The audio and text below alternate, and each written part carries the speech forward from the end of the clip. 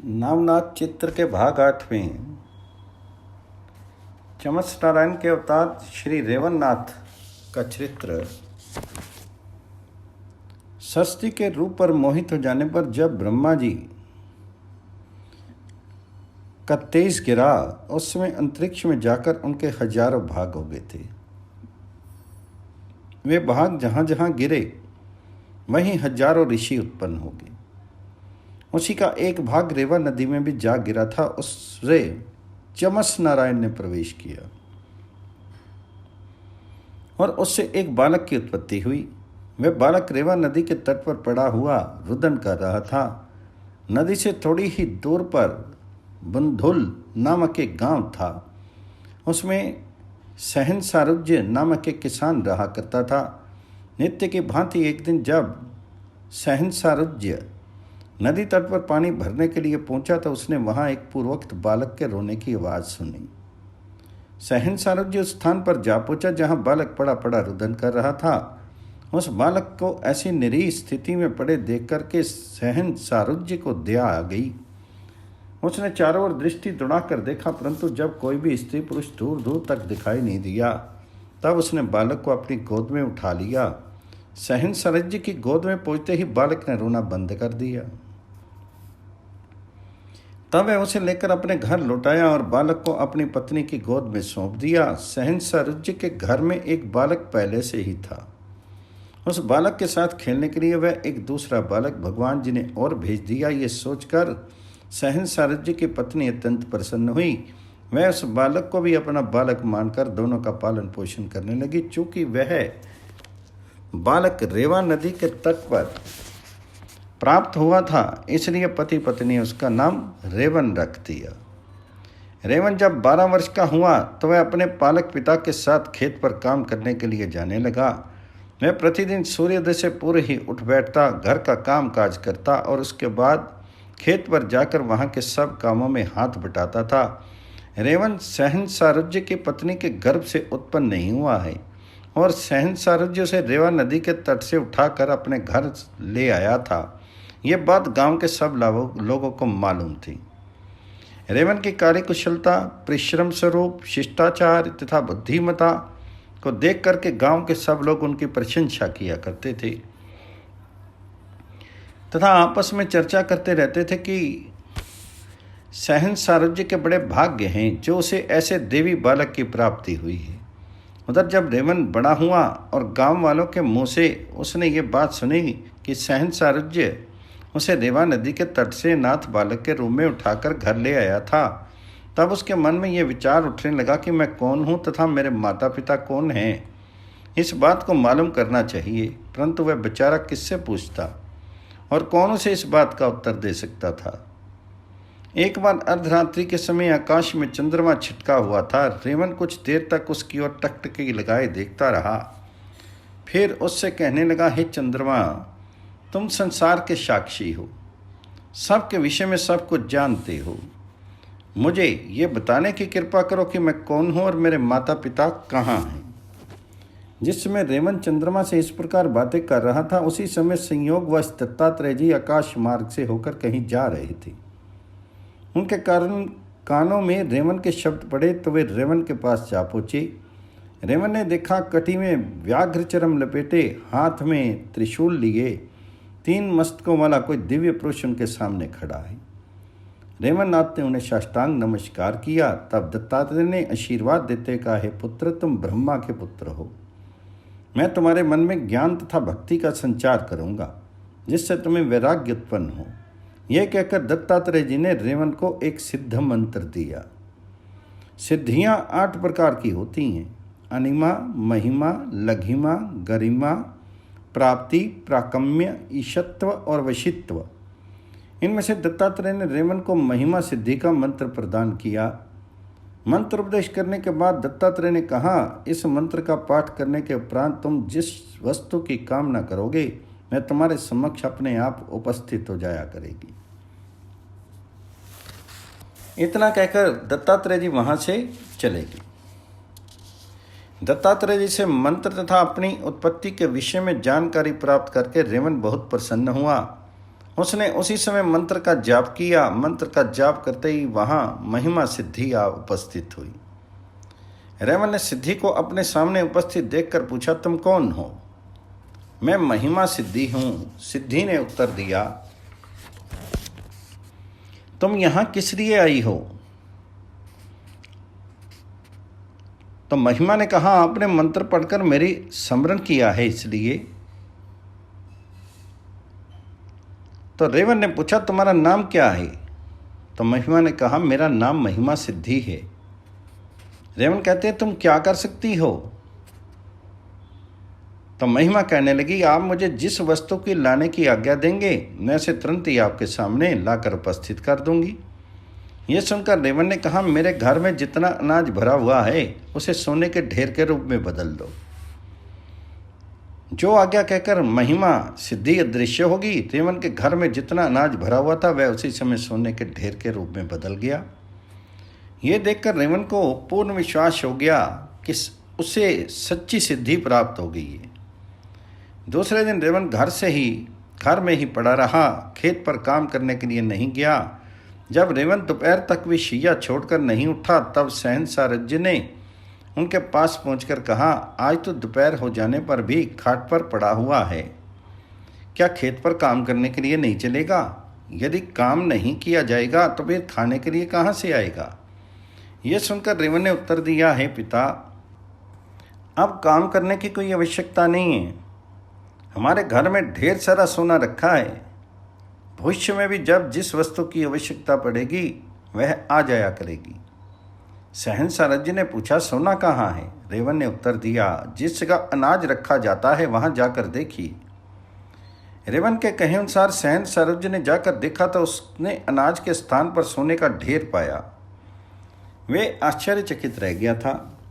सहनसारज्य समझ गया कि रेवा नदी के तट पर मिला हुआ ये बालक कोई सामान्य मनुष्य नहीं है, बल्कि सिद्ध पुरुष है, और अब इसने अपनी यथार्थ शक्तियों को प्रकट करना आरंभ कर दी है। उस दिन से सहनसारज्य सब काम रेवन के कहे अनुसार करने लगा। सहनसारज्य जिस काम में रहता था वह बहुत बड़ा था। उस काम में सब दिशाओं के व्यापारी व्यापार करने के लिए पहुंचा करते थे। रेवन ने उस गांव में बाहर से आने वाले लोगों को अपने नगर में ठहराया तथा खिलाना पिलाना आरंभ कर दिया। दीन दरिद्र तथा याचकों की भी वह मुंह मांगी सहायता करने लगा। महिमा सिद्धि के प्रभाव से उसे किसी प्रकार की कमी तो थी ही नहीं। जिस वस्तु की इच्छा करता वह पल भर में उसके सामने आ उपस्थित होती। रेवन की परोपकार वृत्ति की प्रशंसा चारों ओर फैल गई। प्रतिदिन सैकड़ों दीन दरिद्र व्यक्ति उसके पास पहुंचने लगे और वह सबको अभिलक्षित वस्तुएं देकर कृतार्थ करने लगा। उसकी महिमा को देखकर लोग उसे रेवन सिद्ध कहकर पुकारने लगे। एक बार यात्रा करते हुए मत्स्येंद्र नाथ जी बुंधुल गांव में जा पहुंचे। वहां लोगों ने उनसे कहा कि इस गांव में एक चमत्कारी पुरुष रहता है, वह बड़ा परोपकारी है, वह तुम्हारी प्रत्येक इच्छा को पूरा कर सकता है, अतः तुम उसके पास जाओ। यह सुनकर मत्स्येंद्रनाथ ने ध्यान दृष्टि से विचार किया तो उन्हें तुरंत मालूम हो गया कि रेवन सिद्ध को दत्तात्रेय जी ने महिमा नामक सिद्धि दी है। उस सिद्धि के प्रताप से वह चमत्कार दिखाया करता है।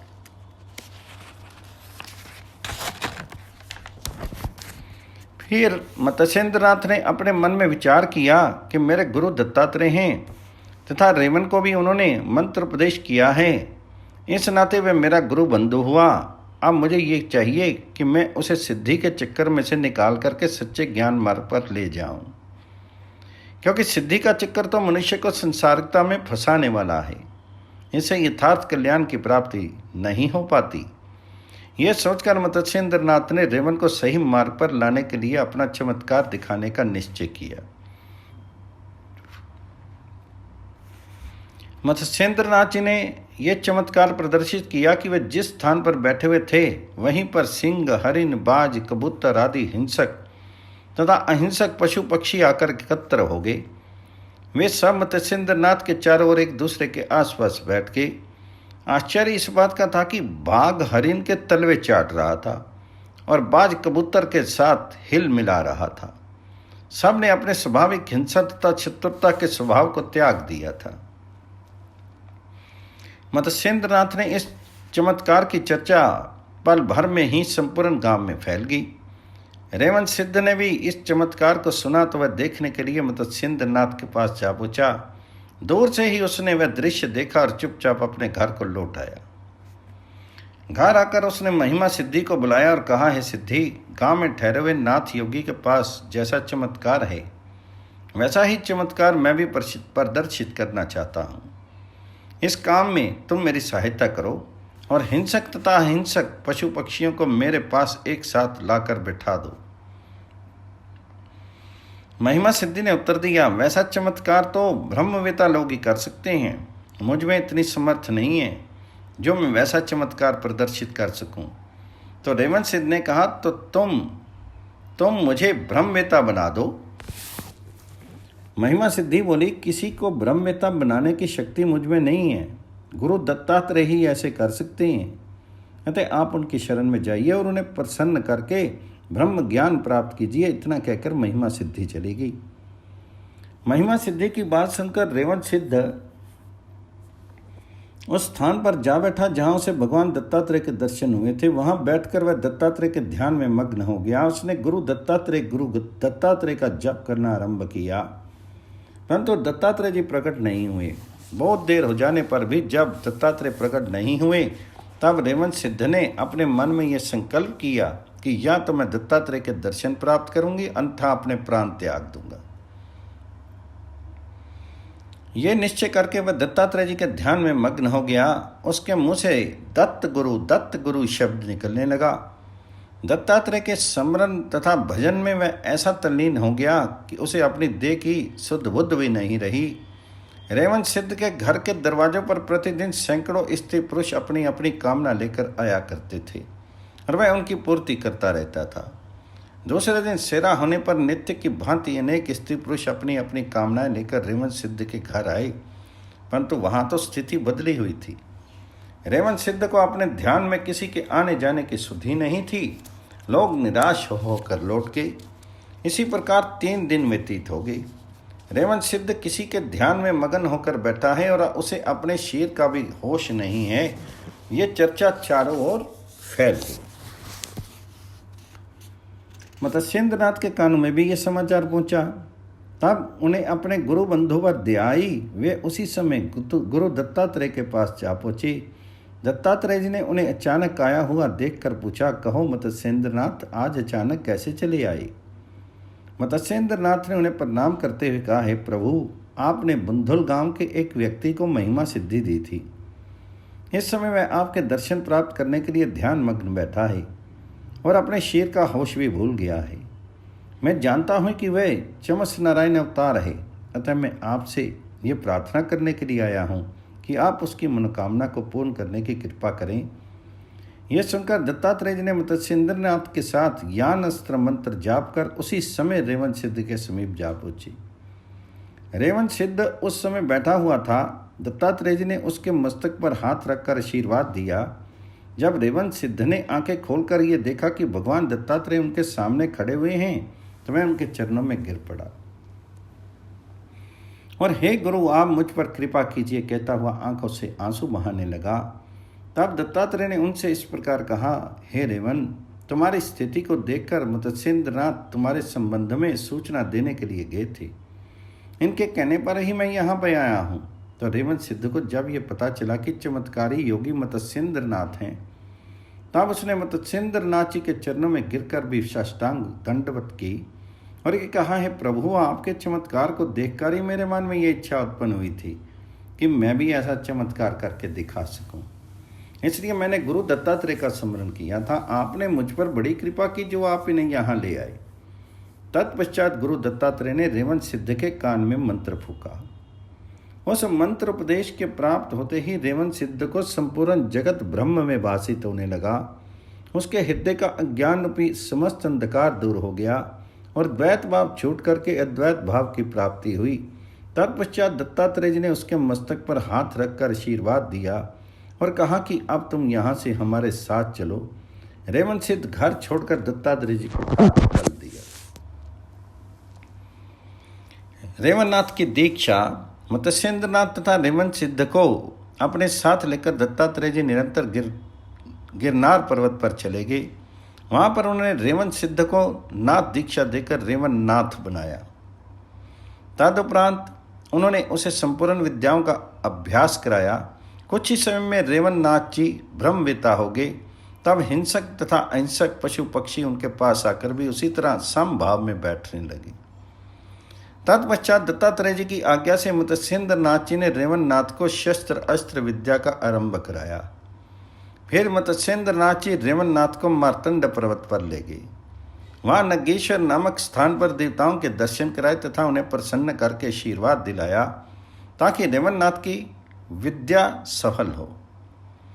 जब सब काम पूरे हो गए तब मत्स्येंद्र नाथ रेवन नाथ को साथ लेकर पुनः गिरनार पर्वत पर लौट आए और दत्तात्रेय जी को सब समाचार कह सुनाए। उस समय दत्तात्रेय जी बहुत संतुष्ट तथा प्रसन्न हुए।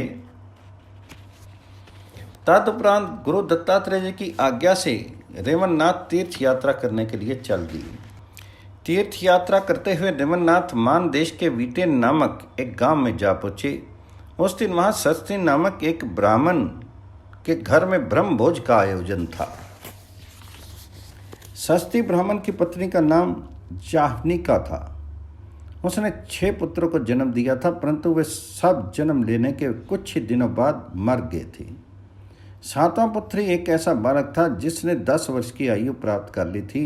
उसी बालक की 11वीं वर्षगांठ की खुशी में सस्ती ने उक्त ब्रह्म भोज का आयोजन किया था। जिस समय ब्राह्मणों की पंगत भोजन करने के लिए बैठ रही थी, उसी समय रेवन नाथ ने सरस्वती के दरवाजे पर पहुंचकर भिक्षा मांगने के लिए अलग शब्द का उच्चारण किया। अतिथि के द्वार पर आया हुआ देखकर सरस्वती को अत्यंत प्रसन्नता ही उसने अपने दोनों हाथ जोड़कर रेवन नाथ से प्रार्थना की, महाराज बहुत अच्छे समय पर पधारे हैं, कृपा करके आज यहीं पर भोजन तथा निवास करके मुझे कृतार्थ कीजिए। यह सुनकर रेवन नाथ ने कहा, हे ब्राह्मण, मैं तो सन्यासी हूँ, गृहस्थों के घर में नहीं ठहरता, यहाँ मेरे लिए एकांत स्थान कहाँ मिलेगा। तो सरस्वती ने उत्तर दिया, है प्रभु, मैं आपके ठहरने की व्यवस्था अपनी गौशाला में कर दूंगा, वहाँ एकांत स्थान है, अतः आप कृपा करके मेरी प्रार्थना स्वीकार कर लीजिए। तो रेवन नाथ ने सरस्वती की प्रार्थना को स्वीकार कर लिया। उन्होंने उसी के यहाँ भोजन किया और रात के समय उनकी गौशाला में जाकर ठहर गए। आधी रात के समय अचानक ही जाहनिका के रोने का शब्द सुनाई दिया। सरस्वती ब्राह्मण अपनी पत्नी के रोने की आवाज़ सुनकर उनके पास पहुंचा। वहाँ जाकर देखा तो पता चला कि उसके लड़के की तबीयत बहुत खराब है। वे आएँ बाएँ शाएँ बक रहा है और उसके जीवित बचने की कोई आशा नहीं रह गई। रात्रि के समय उनका क्या उपचार किया जाए। सरस्वती तथा उनकी पत्नी जाहनिका दोनों प्रातःकाल होने की प्रतीक्षा करने लगे, परंतु सूर्योदय होने से पूर्व उस बालक के शीर में से प्राण पखेरु उड़ गए। इस स्थिति को देखकर जाहनिका को तो बेहोश हो गई और सरस्वती किसी प्रकार धैर्य धारण करके उस बालक का अंतिम संस्कार करने की तैयारी में लगा। सरस्वती जिस समय घर से बाहर निकलकर अंतिम संस्कार की वस्तुएं एकत्र करने के लिए जा रहा था, उसी समय गौशाला में बैठे हुए रेवन नाथ की दृष्टि उस पर पड़ी। उन्होंने आवाज़ देकर सरस्वती को अपने पास बुलाया और पूछा कि इतने सवेरे तुम कहाँ जा रही हो। तो रेवन नाथ की बात सुनकर सरस्वती रो पड़ा। जब रेवन नाथ ने रोने का कारण पूछा तो उसने उत्तर देते ही कहा, हे महाराज, मेरे 6 पुत्र पहले ही 4-4, 5-5 दिन के होकर मर चुके हैं। ये 7वां पुत्र जैसे तैसे 10 वर्ष की आयु प्राप्त कर पाया है। उसी की खुशी में कल मैंने ब्रह्म भोज का आयोजन किया था, परंतु मेरा दुर्भाग्य है कि ये बालक भी रात में अचानक ही बीमार पड़कर मृत्यु को प्राप्त हो गया। अब मैं उसके अंतिम संस्कार के लिए आवश्यक सामान लेने जा रहा हूँ। सरस्वती की बात सुनकर रेवन नाथ को इस बात का आश्चर्य हुआ कि मेरे यहाँ उपस्थित रहते हुए भी यमराज के दूतों को इस घर में आने की हिम्मत कैसे पड़ी और वे सरस्वती के बालक के प्राण कैसे ले गई। तब रेवन नाथ ने बालक के मृतदेह को घर से निकालकर गौशाला में ले आने की आज्ञा दी। सरस्वती बालक के शव को लेकर रेवन नाथ के सम्मुख आ पहुंचा। रेवन नाथ ने उस बालक के मृत शीर पर अमर मंत्र से अभिमंत्रित भस्म लगाया।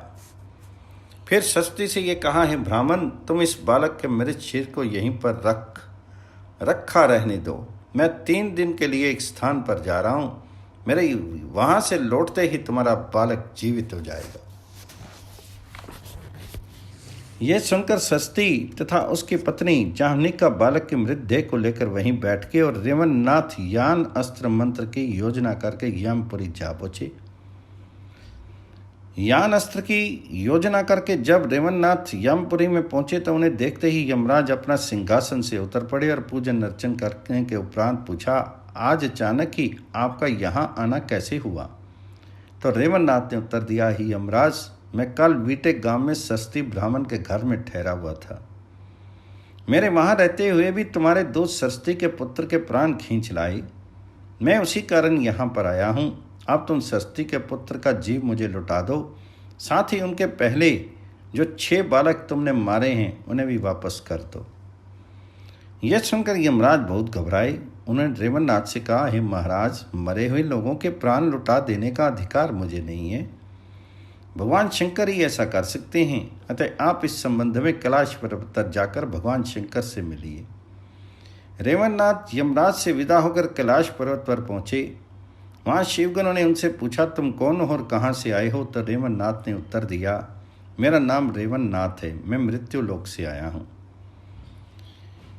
शिवगणों ने पूछा, किस लिए आए हो?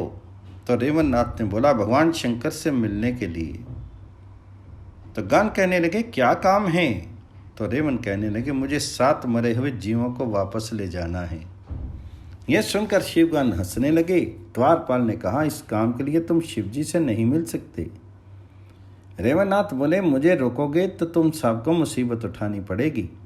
तो शिवगणों ने कहा, जोगी, ऐसा लगता है तुम्हारा दिमाग ठीक नहीं है, इसलिए ऐसी बातें कर रहे हो।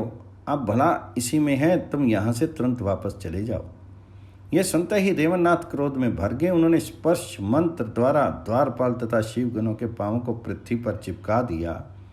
जब उन्होंने अपने हाथ लगाकर पांवों को छुड़ाने की कोशिश की तो उनके हाथ भी पृथ्वी में चिपक गए। वे सब पशु जैसे दिखाई देने लगे। उस समय उन्होंने भयभीत तथा दुखी होकर जोर जोर से रोना चिल्लाना आरंभ कर दिया।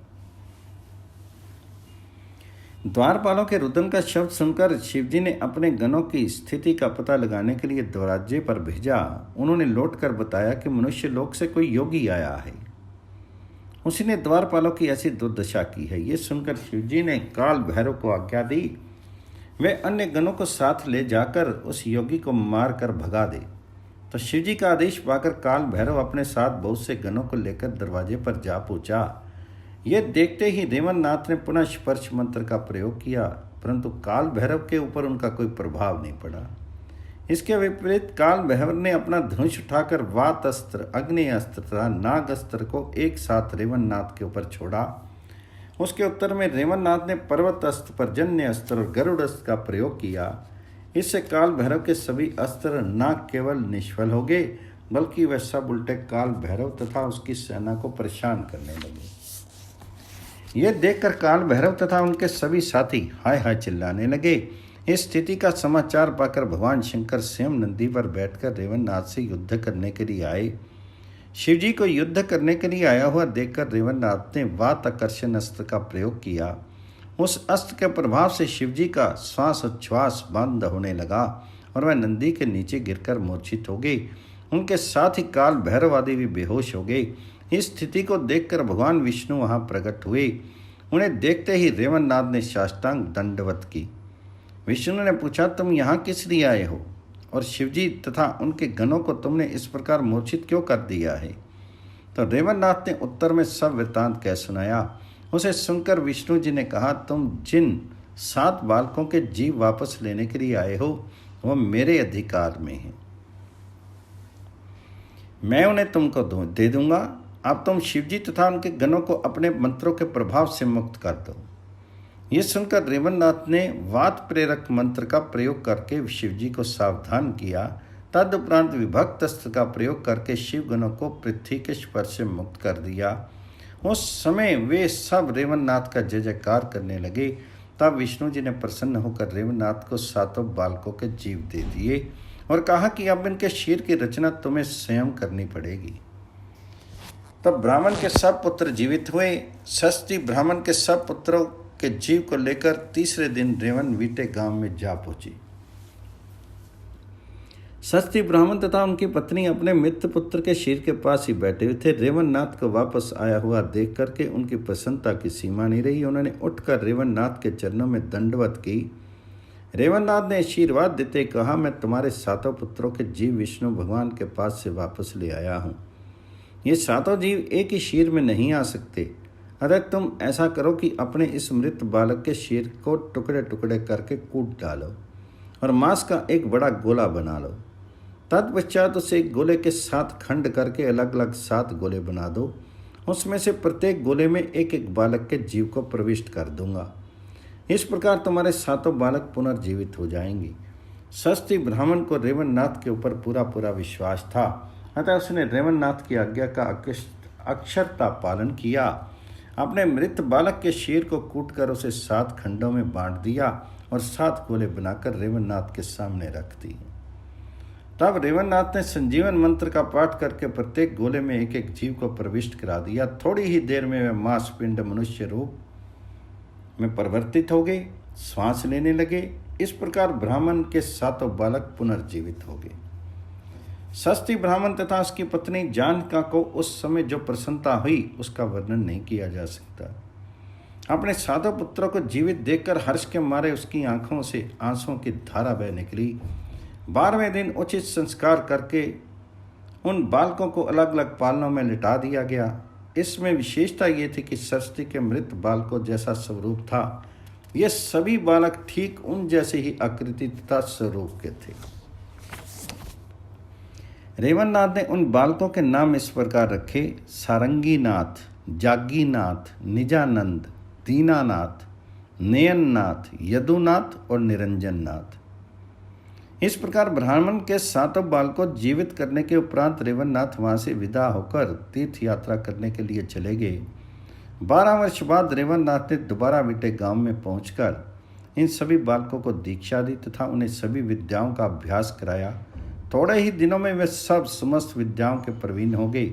बड़े होने पर ये सातों भाई अत्यंत यशस्वी हुए और उनकी ख्याति चारों ओर फैल गई। जिस समय इंद्र ने सोम याग किया था उस समय अन्य योगियों के साथ रेवन्नाथ भी विमान में बैठकर अमरावती गए थे। वहां से लौटने के बाद वे बीटे गांव में ही आकर स्थायी रूप से रहने लगे।